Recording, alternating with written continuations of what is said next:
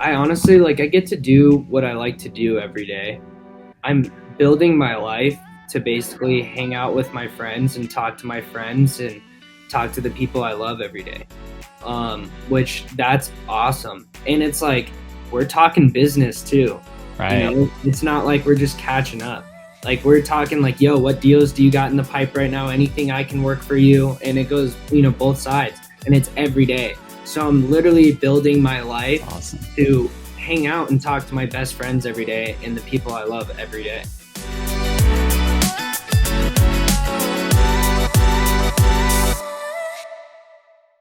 Welcome to another episode of the Wholesale Elite Podcast. I am Isham Hipster, and I'm joined by my dude, Mr. Tanner Santucci. What up, bro? What's up? What's up? I thought you were going to say, choked there as I was talking.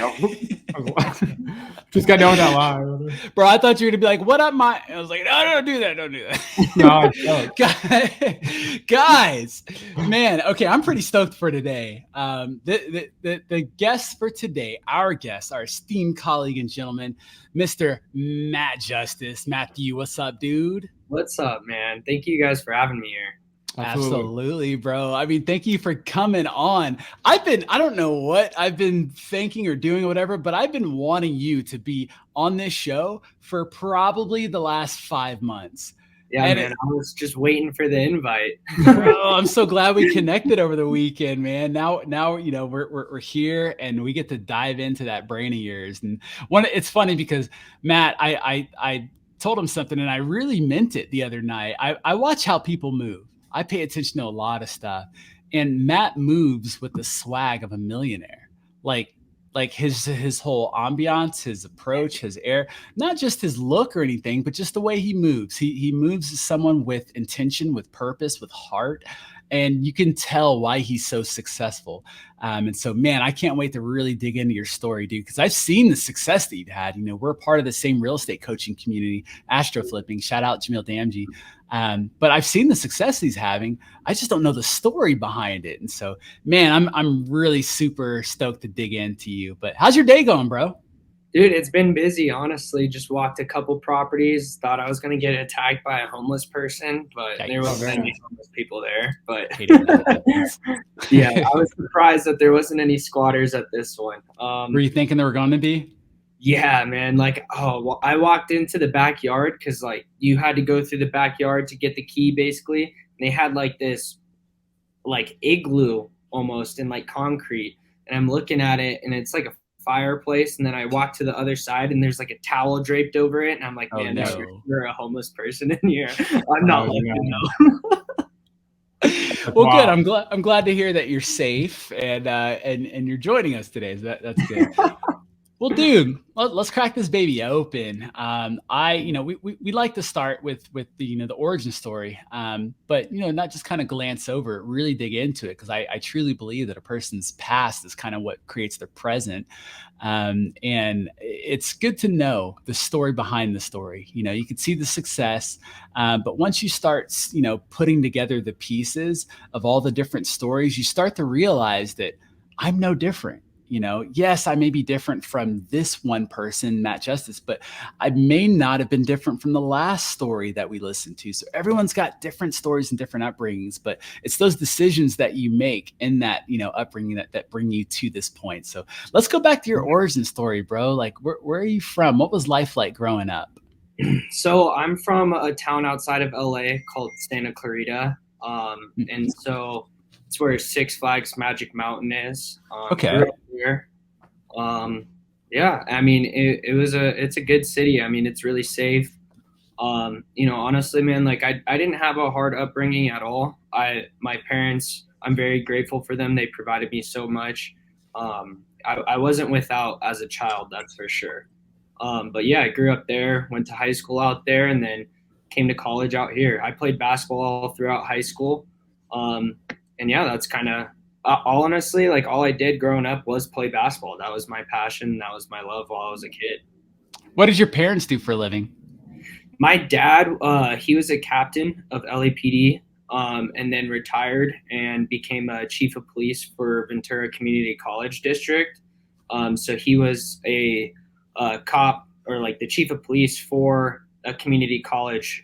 He was about 4 of them, I think, were in that district. So he was the chief of police for all 4 colleges. And then my mom has always kind of had the entrepreneur spirit. Like she did Mary Kay and a couple other like multi-level marketing businesses and stuff like that. Oh, I see. Okay. Now, what about siblings? I'm actually an only child. Okay. Okay. Cool. Wow. Yeah. Okay. So your dad was doing his thing as an officer, and then your mom was doing her thing, slinging that Mary Kay. Did she ever get the pink Cadillac? She did. She had a pink did. Cadillac, Okay. yeah. Very nice. All right. Well, now we've got something to dig into a little bit because that's not easy. It is not easy. There's a lot of people selling Mary Kay. Mary Kay's been around for a long time, which is good. But to be able to build that level of a team is crazy impressive. So did this have any sort of an impact on you at all looking back? I mean, I think it does because I mean, when I was a child, like I would go with her to all of her meetings.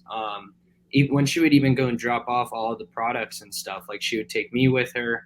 I would do inventory and stuff with her, and I would just kind of help her out all the way up until I was probably about like maybe 12, 13 years old. And that's when I really started like diving into basketball and basically doing that all day. So I didn't really have time for, much other stuff. But I think it definitely did. I see. That's awesome. Well, okay. So after high school, you said you went to college and you said here and you were in Arizona, correct? Yeah. The flag right here, I went to University of Arizona. The Wildcats, looks like. Dude, how'd you end up in Arizona from California? You could have gone to school anywhere. Why there? Honestly, it's kind of a crazy story. So I wanted to play basketball going into college. And I didn't really apply to any schools outside of basketball. And a lot of like Division III colleges wanted me to come and play for them. But a lot of them were they were really good academically. And so you had to have high GPAs, get SAT scores and stuff. And I'm not a good test taker and I didn't have that good of a GPA. So classic entrepreneur, by the way. Right. So a lot of these places, they didn't accept me. And so the way it works with, Division III basketball schools or Division III schools is you have to get into the school first before you actually could be on the team. And so I had coaches that wanted me to play, but I just didn't get into the school. And so I only applied to one college outside of basketball and I got accepted there. And I didn't decide until maybe a week before I graduated high school. And I was like, all right, fine. Like, I'm just not going to play basketball. And then I'm going to go to this school and, see what it's like. And so I went to that school and it was a really small Christian private school. Like, it was probably the size of my high school, if not smaller. Oh, and wow. So I'm like, man, if I'm going to college, like I may as well live the most out of it, Sure. And I'm like, I was doing more stuff at high school. And like, I would go walk around at 9:00 at night and no one would be walking around. I'm trying to socialize with people and there's no one out. Like I could count on my hand how many people like were able to socialize. And so I would FaceTime my buddy. He was like one of my best friends at the time, and he was going here to University of Arizona. And I would FaceTime him all the time, and he's having a good time. And I'm like, man, this sucks. Like I'm just sitting in bed on a Saturday night. Like, so I'm like, man, I'm transferring right away. I came to visit him, and I'm like, I love this school. I'm coming here next semester, and then I just transferred literally right away. Ah, okay. And you did all 4 years there and So I technically did 3.5 here. My parents are like, if you do more than 4 years of college, then you got to pay for it. And so I already wasted a semester at a different school. So I see. Up here. Yeah. I see. All right. Well, what came after college? Bro, I probably took about 2-3 months just to kind of figure out what I wanted to do. And then hopped right into real estate. Really? Okay, so let's talk about that. How did you learn about real estate? Why real estate? So growing up, my parents read Rich Dad Poor Dad, and they would tell me, make your money work for yourself, buy rental properties and all this and that. And so Did they own real estate? they've always owned a couple properties. Nothing like super scalable and where they could go and like quit their job though. Okay. But yeah, they've always owned a couple. And Some so they're rentals. yeah. Got it. They have, I think right now they have a little more. And especially since I got into real estate, they got Sure. more into real estate and like they started wanting to fix and flip and stuff like Awesome. that. So yeah, super cool. But yeah, they've always had a couple and they're like, you should get into real estate. Like when I'm just, like out of college trying to figure out what I want to do, they're like, get your real estate license. Like, I don't want to do that. And so I'm like, okay, well, I know I need to get into real estate at some point, like buy rental properties. But how do I do that if I don't have any money? Right. And so I'm looking up on Google, like how to get rich so I could go and buy rental property. And man, like everything was real estate, real estate, real estate. And I'm like, okay, well, you know what, screw it. Like, how do I get into real estate now? Like, let's just cut this. Right. Yeah.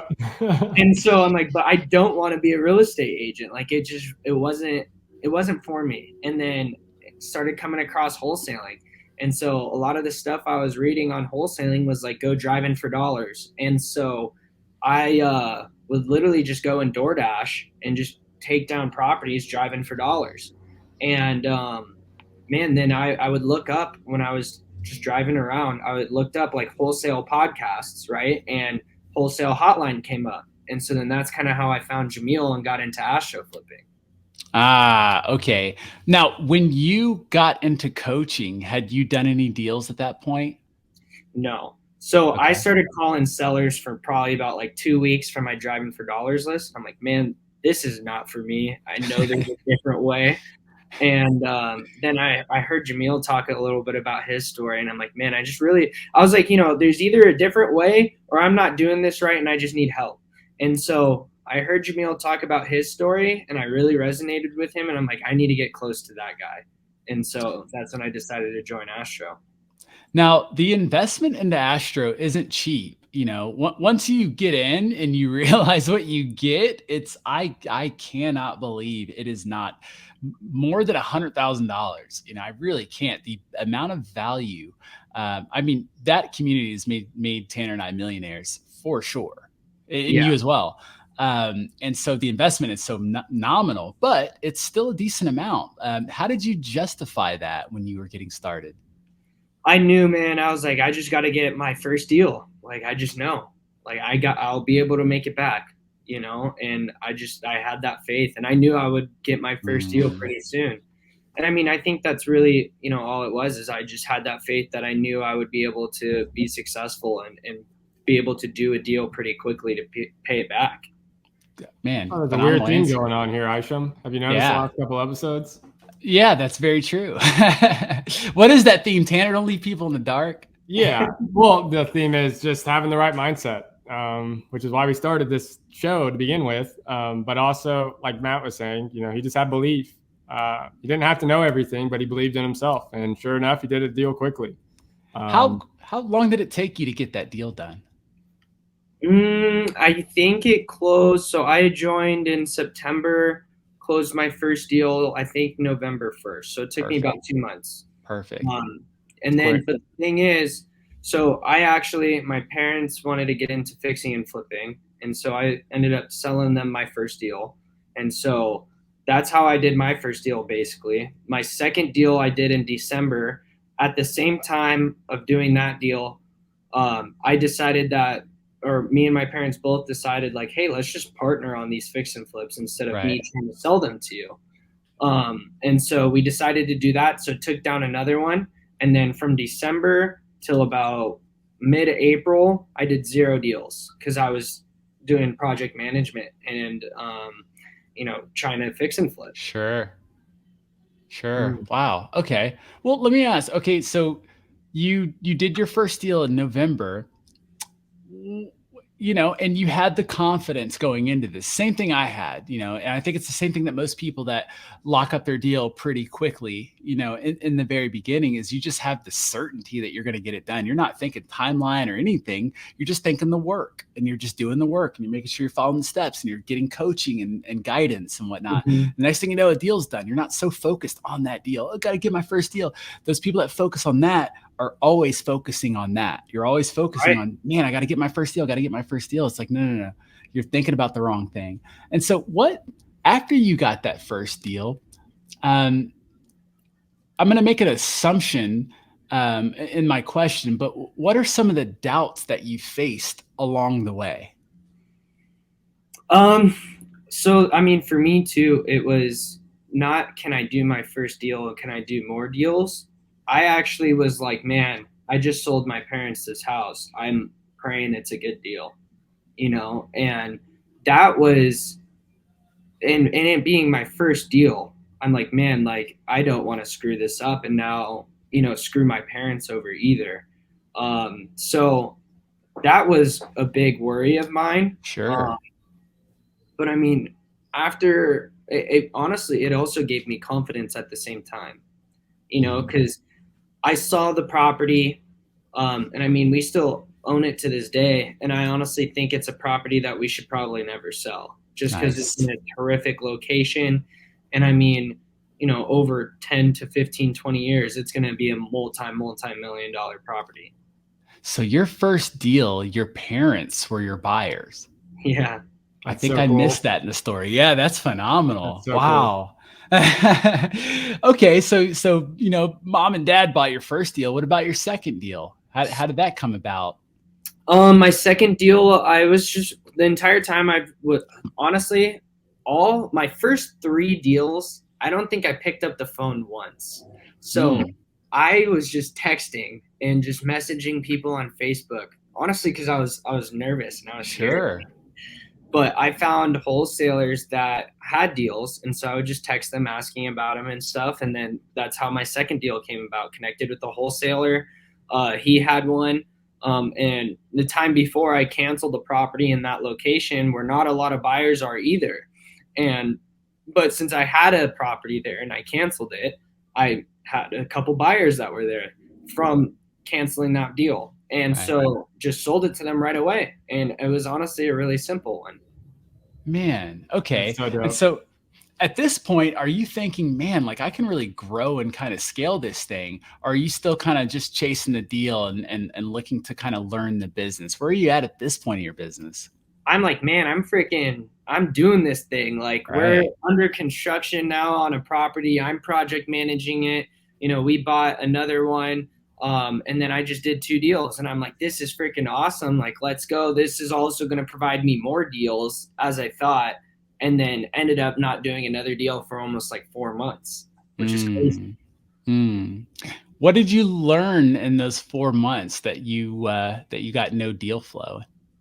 Just stay consistent. I mean, and I've always been the person that's like really hard on myself. And even to this day, that honestly hasn't really gone away, but staying consistent, and I was really hard on myself. So learning to also give myself some grace. And realistically, I mean, that was all it is. And just still having that faith, because I'm like, I know I can still make this work, but I was also using other excuses. Like I'm under construction, I'm doing something else. And it's like, I go and look at people now that are really successful in this business and they can do both. So it's like, okay, that's not really what it was. So I was personally in a different mindset of being able to do deals while under construction, Right. Yeah. There's something I want to point out here. And I remember, I can't remember who said it, but, and I use this, like, it's like a mental thing, right? And so you had quick success, project management, you're doing a flip and you got a few deals done and then dry for 4 months. And you just pointed out something where you said you were making excuses. Oh, I'm too busy. Oh, I'm too busy to do this or too busy to do that or whatever it is, right? I've had this stuff going on. Well, the universe heard that and said, nope, you want to act that way? We'll dry your pipeline. so you can not become so busy. When you're ready, Merry Christmas, you'll get more deals. And I forgot who said that. It was someone in Astro, but they said that and it just hit me like a bag of pillows or something. I don't fucking know, but it just hit me hard, right? And so that's something I want the audience and the listeners to think about whenever you're complaining that it feels overwhelming. You feel like there's so much going on in life, whether it's in your business, whether it's personal life, like just keep telling yourself, be thankful for every moment that happens to that, because the universe will get back and will keep that growing. Every time I find myself, and I don't mean to go on a spiel, but every time I find myself like complaining, right? Like I feel so overwhelmed, something happens to where it slows it down. And then I'm like, when it slows it down, I get like upset. I'm like, why did it slow down? Like, I want that again. You know what I mean? Yeah. And so I just wanted to point that out for the audience. If you feel overwhelmed, be thankful for it, so the universe will keep giving back. 100%. Be careful what you wish for. Dude. Yeah. 100%. So Matt, you know, at this point, you seem to be riding high, and I'm sure there's some challenging moments along the way.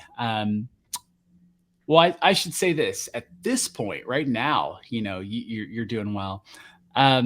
What, and I'm going to say this, I'm going to caveat by saying this, you know, we all know that the word failure, or not the word failure, but we all know that failure is not really failure unless you quit, right? Like the failure is, you have got to change the lens to look at it as a lesson. It's really all it was. So, but without, you know, for lack of better words, what can you think of a failure that's happened to you in your real estate business that you actually treasure the most?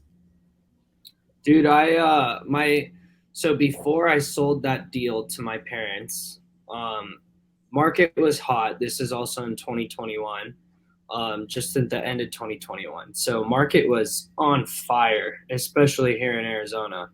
And I'm thinking, like, I'm hearing people on YouTube, like, oh, you can basically just get anything under contract and you can sell it, you know?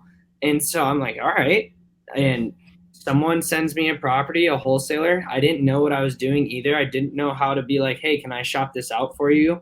Because I was maybe a week to 2 weeks into the course of Astro. So I didn't get to like all of micro flipping and all the actual strategies of how to go and protect yourself. Right. And so I'm like, oh yeah, like I'll take this deal. And they're like, all right, perfect. So they send me the assignment. I went down, put $5,000 non-refundable earnest money on it. And I try shopping it out and everyone's like, I don't want this thing. Like, it's way too high. I don't want it. I don't want it. And then I go and see it because I'm also like, all right, I got into real estate to be a buyer. You know, maybe I need to actually be a buyer. And so I go and see it and like cracked foundation and all this and that. And I'm like, holy crap. I'm going to lose my ass if I buy this thing. And so I had to cancel it. And so I lost $5,000 on my very first contract. What did you, what do you think you learned from that failure? That which would make it why you treasure it the most? I mean, you know, there definitely more communication skills and being more curious about the process, and also be more curious about the property, you know, and just ask better questions, right? Because I didn't know what I was doing. So I'm like, oh yeah, like send me the assignment. Like, that's cool. But it's like, I didn't even know why I'm getting the assignment. I just wanted to be able to shop it out, you know? Whereas if I could have just been like, hey, can I send you an option agreement? And like, I would have put no money down either. It's like, hey, why am I putting the $5,000 non-refundable down? Shouldn't a buyer be doing that? Right. You know? So you overall, had no clue. Yeah, seriously. And so I literally had no idea, and I didn't ask any questions about it either. So that was huge. Also, if I am going to put down non-refundable earnest money, I'm totally for it. Like, to this day, like, I've done it on multiple properties and I've been very successful doing that. But if I'm going to do it, I either have to know, like, in my gut that it is a good deal, or I have to go see it. And also, like, that was my first property that I really even like comped and looked at. So it's like, how did I even know that that was that good of a deal for me to put non-refundable money on it, you know? Right. I love that story. Gosh. Yeah. I'm just thinking, man, I don't think any time when we were doing single family that I would have been comfortable enough to put down non-refundable. And so I guess the lesson there is sometimes you just got to roll the dice, right? Yeah. And I'm listening to all these people, and people are like, just shoot your shots, like just get anything under contract, it'll sell. And so I do. I'm shooting my shot, and you got to learn right, right, absolutely. Well, dude, I've heard, like I said, being in the community for a little over a year now, I've heard a lot of stories, a lot of crazy stories too. And you have some of the most, whenever someone comes on, you can tell when people are doing business because they have some of the most craziest stories. Yep. They do. The people that aren't doing that many, they'll come on with like, little, hey, I've got a problem, but your problems are like next level problems. So yeah, they are. How have you learned to deal with disappointment in business? That's a really good question. I guess it really depends on, honestly, I'm not really disappointed, because at the end of the day, everything is reliant on me and my choices and my decisions. Mm-hmm. And I know that regardless, whatever happens, God is making that happen for me. And it's just part of the journey, part of my path. And yeah, granted, some stuff may suck, but how can I make it not suck as bad? I see. What I mean? That's awesome. I see. So you take ownership of it. I'm a victim, not a victor. Let's go. Let's figure this thing out. Yeah. I mean, I've definitely had some crazy things happen to me. And every single time, I've definitely lost, but I've had scenarios where I come out on top or I figure something out, and overall, even the losses to me, I've learned. So I haven't really been too disappointed. The only thing I could say is that I'm disappointed sometimes in myself if I don't push myself to that level of where I know I can be performing at. That's really the only disappointment I think I've really ever had, because everything else is just a learning lesson. I'm finding also another interest or another similarity, Tanner, and you may have picked up on this, but it seems like people that have a background in sports can really push through adversity really easily. Would you say that your sports background really helped there, or is it just life, or what? Dude, you have no idea, actually. Like, sports is the reason why I am the way I am. Like, I always wanted to play basketball and be on varsity and be team captain and all this and that, right? I've been playing basketball since I was like 2 years old, 4 years old, competitively. I go and try out for my freshman team, and they don't pick me to make the team freshman year. So that like crushed me, and I'm like bawling my eyes out, debating if I should quit. And then I'm like, man, like I'm just going to go play football and still train on the side. And so I played football, was still training for basketball. And like, even then, people still telling me that I will never make the team and all this and that. And then the next year I go and make the team and I never played, and people still telling me I'll never play. And then after that, people telling me I'll never make varsity. Then after that, going and making varsity, and people telling me I'll never do anything else. And then after that year, going and being team captain. And it's like, but that didn't just happen obviously overnight. I had a lot of people like giving me shit, but where I became successful even in that is all the work behind the scenes. Like I was training 8 hours a day on top of school, and like on top of weightlifting, and then on top of practice. Like I was so dialed in. Like when we first started, like I said, I played basketball all the time. Like I literally mean I ate, slept, and drank basketball. That was all I did. And so then I get into college and I'm not doing anything. And I actually was kind of depressed for a bit because I'm like, I'm not really doing much. Right. Got back into real estate. The first thing I said to my mom was, I feel like I'm playing basketball again. Like this just reminds me of my time. And it's something that I love. You know what I mean? Like I freaking love this stuff. Like it is so fun to me to be able to have such a big goal and want to accomplish it so bad that I will almost do anything that I can to get there, Have you always been a big thinker, or did this appear later on in life? I would be, yeah, I would say so. I mean, man, I'm 5'11" and white, and I wanted to play in the NBA when I was you know what I mean? So like, I've definitely been a big thinker. Wow. Because, you said a couple of things. You'd mentioned that, when you join, when you start playing basketball, you wanted to be in varsity, you wanted to be a team captain. I don't know if there are people that start playing sports who want to, just be the best. Like they want to be accepted first. They're like, God, I hope I make the team. You're like, God, I hope they pick me as team captain. Why were those elite levels so important to you? Even now too, I think all the elite levels for me are just status. I just want that status. And I feel like for my work ethic, I want that so bad to also be accepted, like you just said, but for me, average is an acceptance. I have to go over and beyond what that standard is for me to even feel that acceptance. And I see. And so I think that's really what it is, and why I've always wanted those things, because literally everything, like, I'm so competitive. I want to, like, sometimes I don't show it, but in my mind I'm like, frick, I wish I won, or whatever it is. Yeah. I think that's really what it is. I see.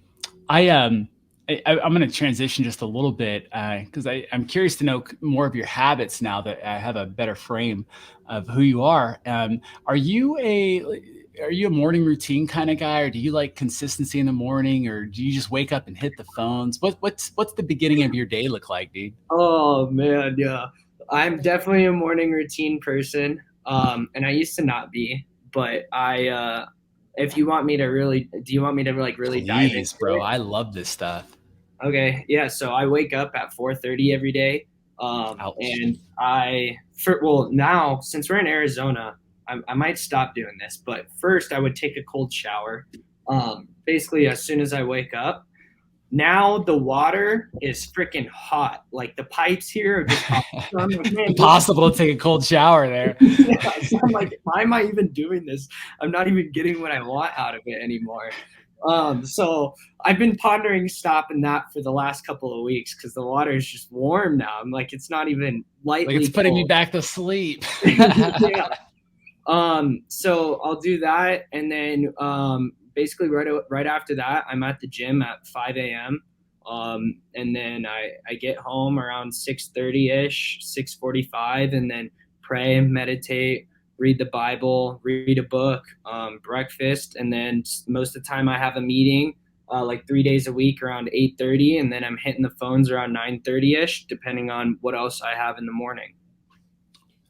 If you could only pick one of those in the morning that you absolutely had to do, which one would it be? I mean, I honestly, I couldn't pick one. You have to. I need two. I need at least two, and that would be pray and gym. Like, those are the two things that I have to do, especially in the morning. Because like, if I don't gym in the morning, I won't do it the rest of the day. Like, I don't like gymming at night. I also like to take pre-workout and stuff like that. Like, I'm not going to take that at night, and then I have to eat spiritually before I go and do anything else. Why is the gym so important? Man, that's something I feel like I've been gymming for probably about 6-7 years. And I think exercise is something that every single person needs, whether it is gymming, running, walking, whatever it is, right? Exercise is something that your body needs. And for me, it's just always been something to kind of get my mind right and set me up for the day. I'm going in and I'm overcoming so much already just going to the gym, and it's hard sometimes to get myself even there. And that's already a win, Right. And then it's like, now I'm like, okay, let's hit, 10 reps or whatever, right? And then I hit 11, 12, and I'm like, damn, I just freaking crushed it again. So it's just already building even more self-confidence. I see. So you're stacking wins right out the gate in the beginning of the day, which translates on throughout the day. Yes. That's phenomenal. Okay, man, dude, you're I mean, you're an optimistic guy, right? Like you seem to have a pretty positive outlook. Um, is that something instilled by your parents or what? Because I mean, I guess only child, there's the whole only child syndrome where everyone thinks that only children are spoiled and whatnot. Were your parents, you know what I mean? Like, were they always like, dude, it's gonna be okay, Matt, like you got this and whatnot, or was that something you had to work on? I know you said you were hard on yourself, Yeah, I mean, I've been hard on myself because I always have very high expectations for myself, and sometimes they're too high, and that's why I'm hard on myself. But I definitely think I've always been a positive person and had a very optimistic perspective on life. And my parents definitely were like, "Hey, whatever you want to do, it's totally possible. You just got to put your mind to it." That's awesome. And like even with basketball, they're like, "Hey, because I didn't make the team, they're like, you can still make the team next year if you want to." They were very supportive of me and whatever I was deciding to do. So I definitely think that comes from having such good support from when I was younger. That's incredible. What's one of the great? I hate to ask this because I really do. Well, you know what? I'll ask it this way. Because I know that you've been doing this for a while and you make a decent amount of money. I was going to ask you what's one of the greatest lessons you've learned, but I don't want to ask that. I want to ask what freedoms has real estate afforded you? I mean, I honestly I get to do what I like to do every day. I'm building my life to basically hang out with my friends and talk to my friends and talk to the people I love every day. Which that's awesome. And it's like we're talking business too. Right. It's not like we're just catching up. Like we're talking like, yo, what deals do you got in the pipe right now? Anything I can work for you? And it goes, both sides. And it's every day. So I'm literally building my life to hang out and talk to my best friends every day and the people I love every day. Well, then what's a challenge that you're currently facing right now in your business? I think, really I'm trying to figure out how to scale. And I think it's also like a mental thing too, where I'm like, oh, like I could just put so many people in place, but I'm like, no, like don't do that. Like I want to do it slowly. I don't want to scale too big, too fast and not be able to handle it. But it's also like, I know I have the knowledge and help, right? Like we have so much support in Astro and so many other people doing such big things that I know I could go and get the help. But I'm like, man, why haven't I, kind of figured this out already? So I think it's realistically scaling and the mindset around that too. Cause I also am like the type of person where I feel like I need to be in the day to day. I need to be working every single day and making all the calls and doing all this and that. So I don't know, man. I think that's definitely what I'm like, what's troubling Got you. right now. Yeah. Got you. What is as far as if that is your challenge to get you to that next level in your business, what's your plan in terms of how you're going to attack that or approach that? So right now first let's just go over kind of what I have. Okay. So right now I have one AC rep. He helps me out with agent outreach and MLS offers. Then I have a transaction coordinator, who obviously for you guys know, but for maybe people in the audience, she basically goes and handles all paperwork and talks to title every day, for all the properties that we have in escrow, gets EMD in from buyers, stuff like that. Then I also have a VA who pulls, I'm about to hire another one, but this one pulls data for me.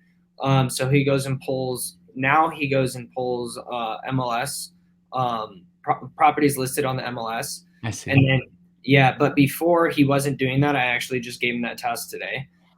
He was doing buyer intake, so going and finding buyers from tax records and other places. And then he creates all my deal texts. As soon as a deal gets in, he goes and takes all the pictures, puts it into our Dropbox link. He'll go and put all the information together so it looks pretty. And then he'll go and make an email blast and go and create an inventory. Like, I do it all in one blast. I put my entire inventory on one. So he goes and creates that for me. And then now I'm about to hire another VA that will just be kind of like chilling in my Facebook and manage that for me. Do a lot of my Facebook outreach and basically just managing all the replies and trying to push people over into my phone number so I can get more wholesalers to do deals with. Dude, that's incredible. That's And so dope. you're ready to scale that. What do you think you'd like to scale into? Like, what's the next thing you're wanting to add? So, and especially at this last weekend, Jamil was like, envision your company and where you want it to be.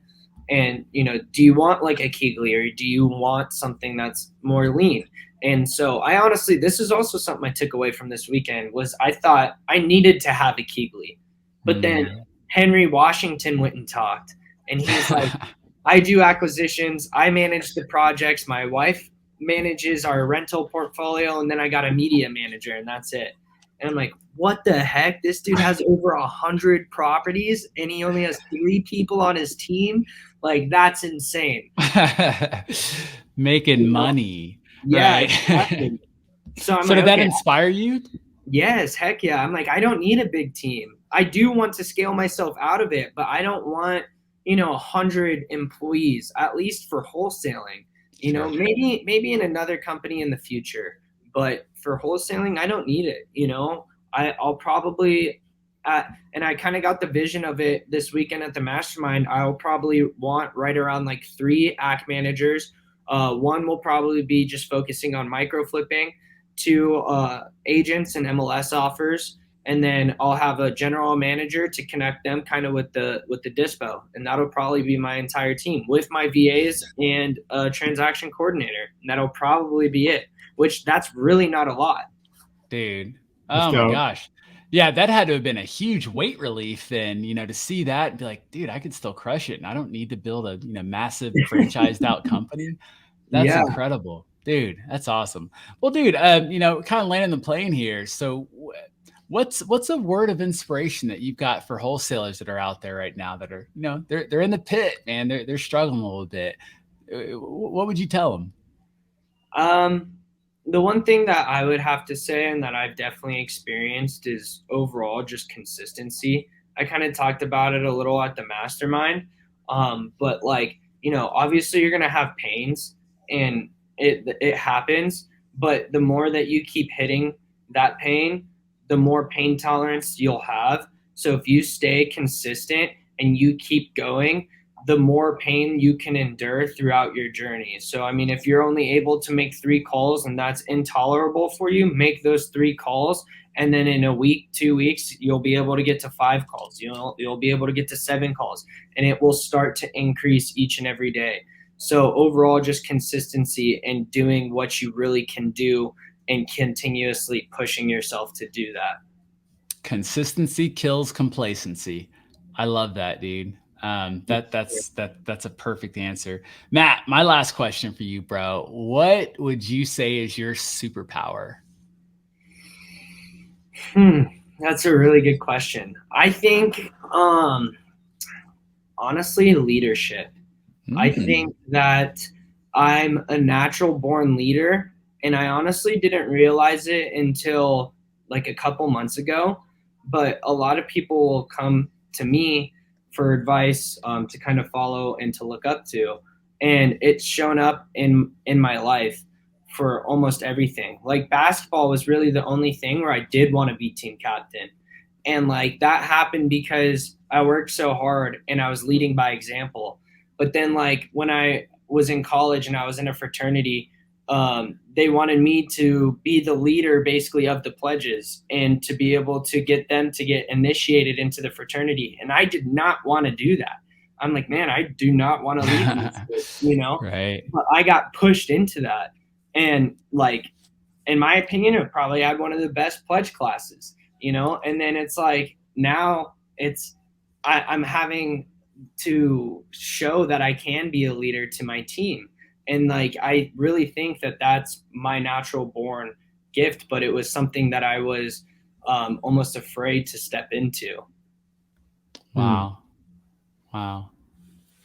Leadership. You're a beast. Yeah, the leadership's huge. Oh. That's dope. I didn't expect that one, the superpower to be leadership, but now thinking through your story totally makes sense. Everything totally makes sense. Wow. That's phenomenal. I'm not the type of person either to like just tell people what to do. Like, I want to be the one leading by example. I want to be at the front lines, you know what I mean? And charging with everyone. So I think that's also why I work so hard, is because like I do want to be the one in the trenches with everyone. Absolutely. Absolutely. Well, Tanner, dude, do you got any questions or anything in wraps for Matt before we connect the world to him? No, dude, Matt, I think you're dope, dude. I think more people need to work with you, and it's pretty cool that you're self-aware enough to, you know, realize that leadership is a strength. Because, you know, a lot of people may not even realize that within themselves, and they may not put that out there because they don't want to seem like they're boasting or they're egotistical. But I think some people are born with a trait to where they do attract people, and people do want to listen to you. People want to, you know, work for you and follow you because you do everything right. Like you just said in basketball, you know, you became team captain because you led by example. And that's what a real leader does. And I think that's what a great leader does. And so, dude, you're a beast. Keep rocking. And where can people get in touch with you, and what market are you in, and so people can reach out to you? So I'm in Arizona, but I can definitely help you connect the dots almost across the entire United States just because of the communities that we're in. But my main market is definitely Arizona. This is actually my Instagram handle. Oh, right here. Matthew Justice 22. So connect with me on Instagram.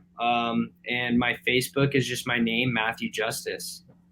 Awesome. So on IG at Matthew Justice 22 and Facebook, Matt Justice. So, dude, it's been real. It's been fun. And it has been real fun. Thank you so much, Matt, for coming on, pouring into the family, and giving us everything. Dude, that leadership bit at the end, I wish I would have started with that question, because now I want to dive in on that. I love talking leadership.